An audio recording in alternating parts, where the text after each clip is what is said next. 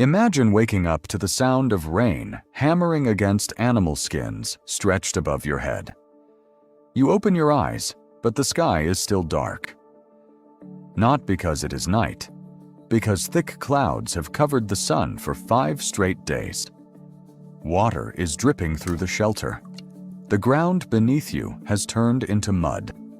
The fire in the center of the camp is barely alive. Yesterday, the hunters returned with nothing. The river nearby is rising, and one of the youngest children in the group has started shivering. For us, a week of rain is annoying. For ancient humans, it could become a fight for survival. Because when everything around you becomes wet, almost every basic system keeping you alive begins to fail. Your shelter weakens. Your fire dies. Your food spoils. Your body loses heat. And the landscape you know can suddenly become dangerous. So what did ancient humans actually do when it rained all week? The answer depended on where they lived, what materials they had, and how well their group prepared before the storm. But one thing mattered more than almost anything else: fire.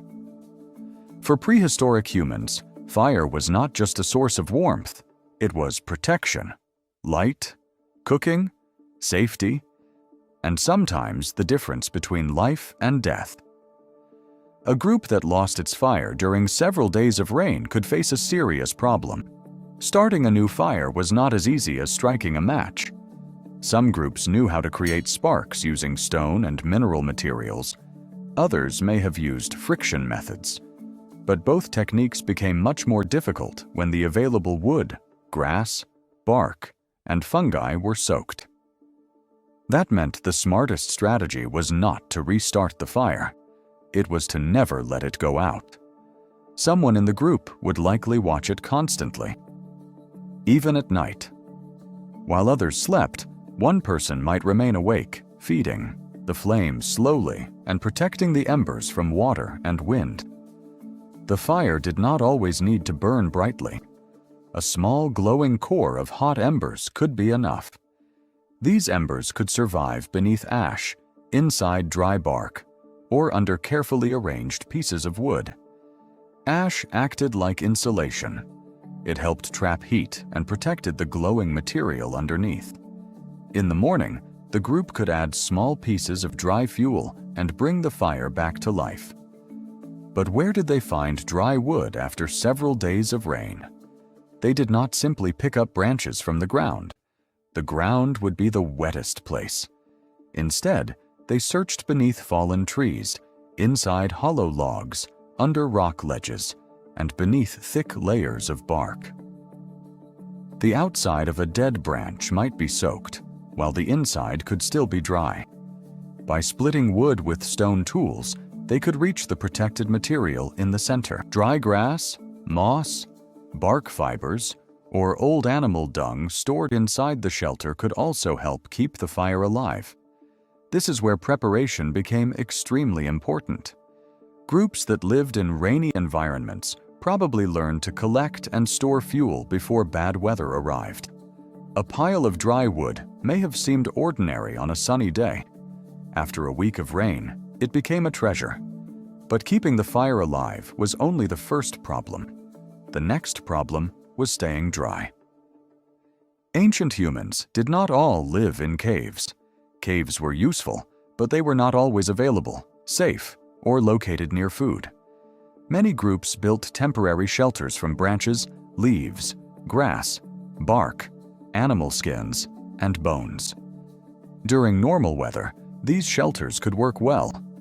During days of constant rain, every weakness became obvious. Water collected on flat roofs. Wind pushed rain through openings. Mud formed around sleeping areas.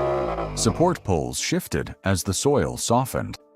To survive, people had to repair the shelter repeatedly. They may have added new layers of leaves, bark, or skins to the roof. They could change the roof angle so water flowed away instead of collecting above them. Small drainage channels might be dug around the shelter to redirect water downhill. Sleeping areas could be raised using branches, grass, hides, or wooden platforms. Even a small distance above the wet ground could make a major difference, because wet ground steals heat from the body surprisingly quickly. This was one of the most dangerous parts of prolonged rain.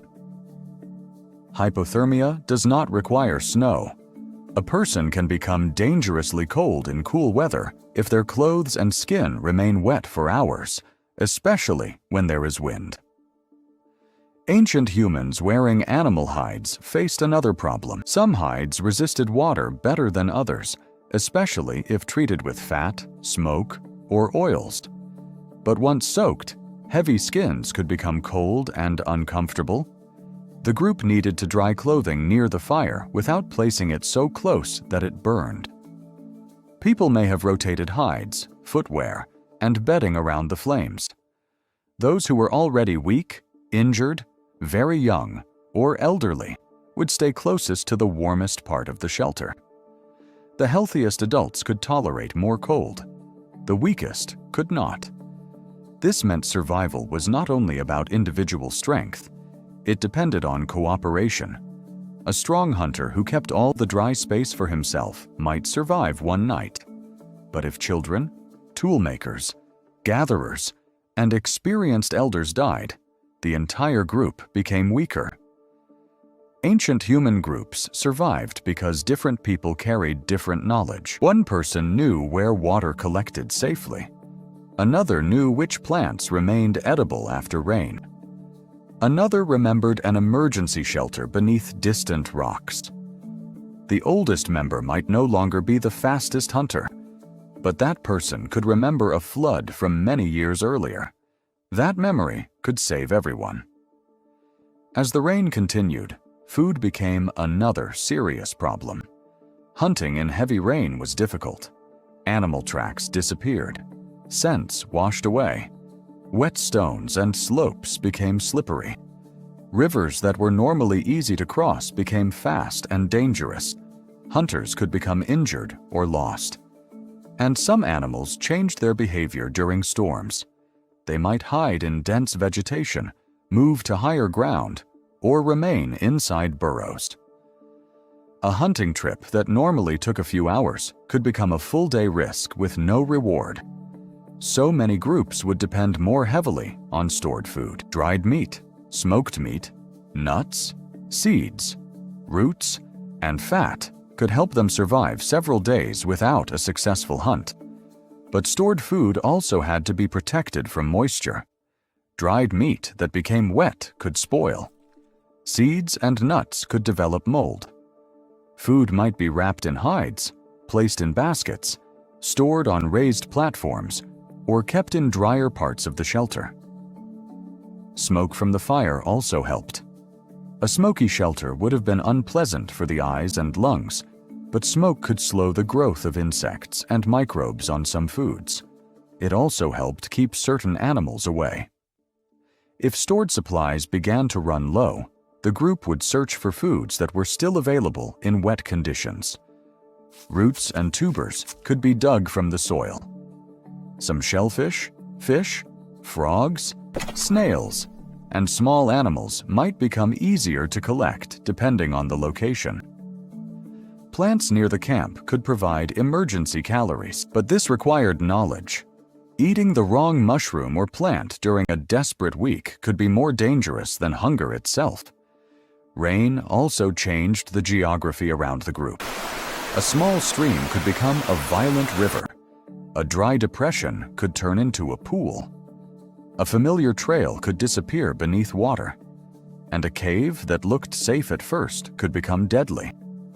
Water can move through caves unexpectedly. A shelter deep inside a cave might flood even if the rain was falling far away.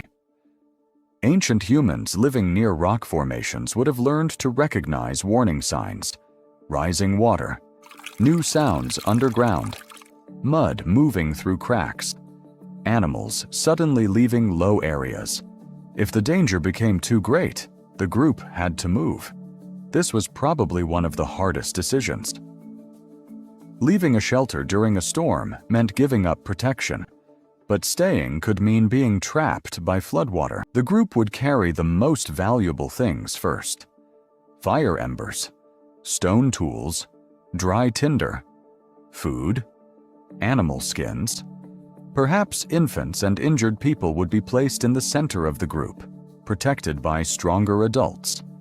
They would move toward higher ground, rock overhangs, tree-covered slopes, or previously known shelters. But travel in heavy rain was slow. Mud pulled at their feet. Wet clothing added weight. Children became tired. Every river crossing became a threat. That is why ancient humans probably paid close attention to weather long before the storm became severe. They did not have forecasts, but they had observation. They could watch cloud movement, wind direction, changes in temperature, animal behavior, the smell of the air, the sound of distant thunder. Some signs may have been misunderstood, but over generations, useful patterns would be remembered. If certain winds usually brought several days of rain, groups had a reason to gather more wood. If animals moved away from a river valley, people might follow. If clouds remained trapped against a mountain, they could prepare for long weather. This knowledge was not written in books. It was passed through behavior, memory, stories, and imitation. Children watched adults cover firewood before the first drop fell. They learned which side of a hill stayed driest. They learned never to sleep directly beside a rising stream. And they learned that silence in a storm could be dangerous, because rain did more than threaten the body. It also affected the mind. Imagine being trapped in a small shelter with the same people for 7 days. Everyone is cold. Everyone is hungry. No one has privacy. The fire produces smoke. Children are crying. Hunters are frustrated. Food is disappearing. Under those conditions, arguments become more likely. A small disagreement over meat, sleeping space, or firewood could become serious. This may be one reason cooperation and social control were so important. Groups needed ways to reduce conflict: sharing food fairly, comforting frightened children, taking turns guarding the fire, listening to experienced members, using stories, gestures, grooming, music, or simple games to remain calm. A person who constantly caused conflict could place everyone at risk. In dangerous environments, emotional control was a survival tool. This may still be part of us today. When heavy rain continues for several days, many modern people feel restless, tired, or uncomfortable. We are safe inside buildings, yet the dark sky and constant sound of rain can still change our mood. Our brains evolved in a world where long periods of bad weather could mean less food, less movement, and more danger. The feeling that you should stay inside, conserve energy, and remain close to others may be much older than civilization. After a week, the rain finally begins to weaken. The constant noise becomes softer. Light appears between the clouds. But the danger is not over. The landscape outside has changed. Trees have fallen. The river has moved beyond its normal banks. Animal tracks are gone. The air is cold. The first task is not celebration, it is recovery. The group checks the fire. They dry their tools and clothing. They inspect stored food. They search for damage. Then scouts carefully examine the surrounding area. Only when it is safe do hunters travel farther. The storm may have reduced food supplies, but it may also have created new opportunities. Fish could be trapped in shallow pools. Animals might leave shelters and become easier to track. Fresh plants and mushrooms could appear. Floodwater might expose stone, wood, or other useful materials. Ancient humans were not passive victims of nature. They were observers and problem solvers. They survived not because they were stronger than every animal around them, but because they could prepare, cooperate, remember, and adapt. A week of rain could destroy a weak shelter. It could extinguish fire. It could ruin food and turn familiar ground into a deadly trap. But for an experienced group, survival depended on dozens of small decisions. Store wood before the storm. Protect the embers. Stay above wet ground. Keep the weakest warm. Do not waste food. Watch the rivers. Move before the flood arrives. And most importantly, work together.